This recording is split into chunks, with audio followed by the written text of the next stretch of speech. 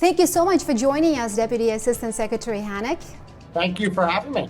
We know that the ABC's annual bilateral consultations are important events, but why are they taking place now when we know that the Trump administration should be wrapping up its term and America is getting ready to inaugurate a new president in January? Well, actually, Navbahor, the annual bilateral consultations were supposed to have taken place last March, but of course, because of the pandemic, our plans back then were postponed.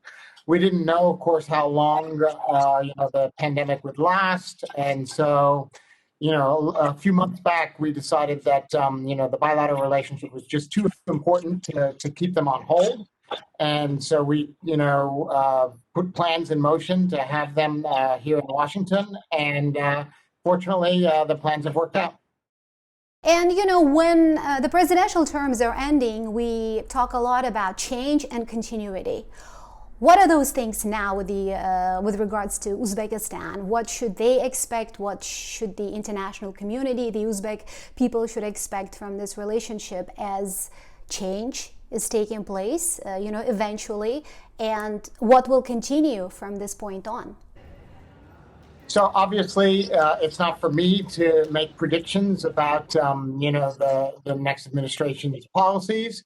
But what I can tell you, Navbahor, is that our Central Asia strategy is something that we've been working on for many years now. Under both Democratic and Republican administrations. There's a lot of continuity in that policy, as I think you know. And the most recent version of our Central Asia strategy, which was released earlier this year, is something that we've briefed extensively on Capitol Hill, and it really enjoys very strong Democratic and Republican support. So my expectation is that our policy towards Uzbekistan and Central Asia as a whole, our relationship with Uzbekistan, is really going to be characterized, I think, by continuity more than change. Tell us about the format of the annual bilateral consultations. We know that they were launched more than a decade ago, right? How do they take place? Is this a one-day event? Who should be there around the table? And what are the priorities for these consultations usually? So the actual annual bilateral consultations are usually do take place during one day. They are separated out into a number of different sessions. So there'll be a session where we talk about the political dimension of our relationship, another about the economic dimension, security dimension, and then usually the human dimension. That's generally been the typical pattern. So we cover, issues across the whole relationship. It's of course up to each side, who is represented at the table. But generally speaking, we've had very senior level representation and representation across ministries, or in our case, across our interagency. And so we will, different sessions will be chaired by, the most appropriate senior person who works on those issues. This year, Foreign Minister Kamilov is leading the Uzbekistan delegation, but he's brought a number of colleagues with him from Tashkent. And from our side, the U.S. delegation will be led by Senior Bureau Official Dean Thompson, but also with participation from across the department and across our interagency. Do they usually include non-governmental actors, people from the private sector and from the civil society? It's a terrific question. The actual bilateral consultations are government-to-government talks, but usually whether the Uzbekistan delegation travels here to Washington or whether we travel to Tashkent, we usually take advantage of those trips to have a range of meetings, on the margins of the annual bilateral consultations. And so I know that Foreign Minister Kamilov and his colleagues have been having meetings, on Capitol Hill. They've been doing meetings with U.S. private companies. That's been our practice as well. When we go to the Central Asian capitals, we make a point of having meetings with civil society and with others because their views are very, very important to the relationship. The Uzbek side tells us that all issues are very important, and they obviously know your strategy and the priorities there. But right now, Afghanistan seems to be the top issue. Is that right? Cooperation on Afghanistan and what will happen there in the near future. I think Afghanistan remains an important issue. It's certainly not the only issue on the agenda. As far as our Central Asia strategy is concerned, I think one of the key kind of adjustments that we've made with the last strategy is making it absolutely clear that the United States has strategic interests in Central Asia above and beyond Afghanistan. And of course, the future of Afghanistan, I think, has a direct impact on Uzbekistan and the other countries of Central Asia. Namely, that if we're successful in reaching a peace agreement there and stabilizing the situation in Afghanistan, it is to the benefit, I think, of Afghanistan and the Central Asian countries to be able to exploit their full economic potential. And so certainly we'll be discussing Afghanistan here and sharing our views on how we see the peace process developing and the importance of enhancing, I think, connectivity within Central Asia in the years to come. A recent discussion at the Atlantic Council with you and Uzbek senator, foreign policy maker, specifically Sodiq Safoyev, was very interesting. And both of you seemed to fully agree on many points that both of you made, specifically the progress that has been made in Uzbekistan as the Uzbek government sees it and assesses it. And your assessment also seems to match. Are there any major differences in terms of that assessment of, let's say, 4 years of President Mirziyoyev in Uzbekistan? What are the differing points when it comes to your conclusions? I don't think there are a lot of differences. I think, we recognize the important progress that Uzbekistan has made on issues like release of political prisoners, registration of religious organizations, including churches in Uzbekistan, reform of its religion law, reduction of forced labor, and at the same time, improvement in the media environment, as you know well. At the same time, I think, we see a lot of things that are yet to be done. That said, I think Uzbekistan recognizes that continued progress is also necessary.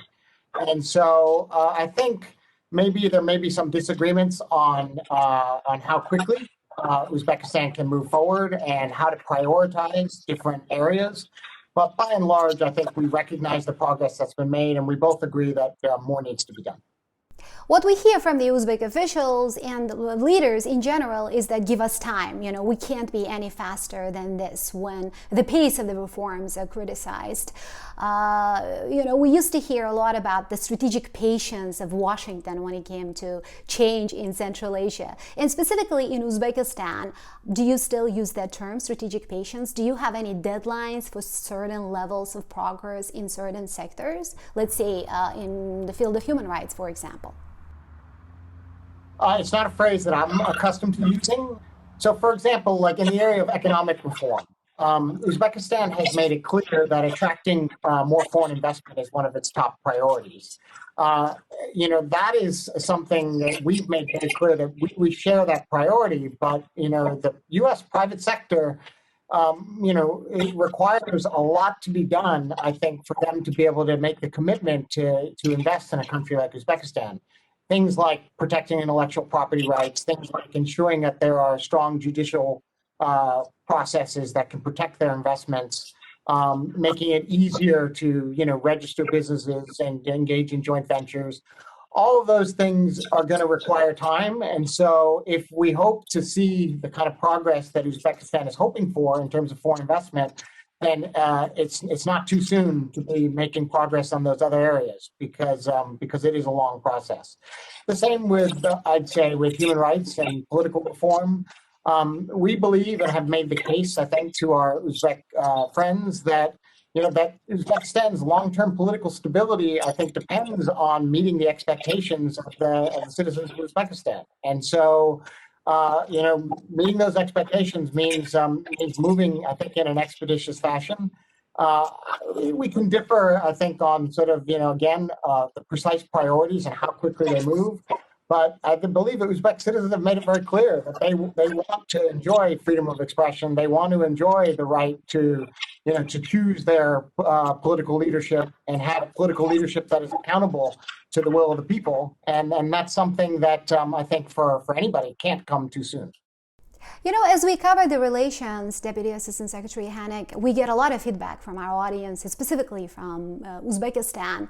And sometimes a lot of people, I should say a lot, are cynical when they see these official meetings, dialogues, and they question whether Americans know of real issues in the country, like of real problems that people face on a day-to-day basis. For example, right now it's a cold winter, and a large part of Uzbekistan is living without electricity and without natural gas because those systems are not reformed yet, and people are suffering. So, as we were covering these bilateral consultations and various events in Washington, people are leaving those kind of questions like, but do they care about what we're really experiencing right now? To what extent America knows of real Uzbekistan? I'm not going to lie to you, Navbahor. Uzbekistan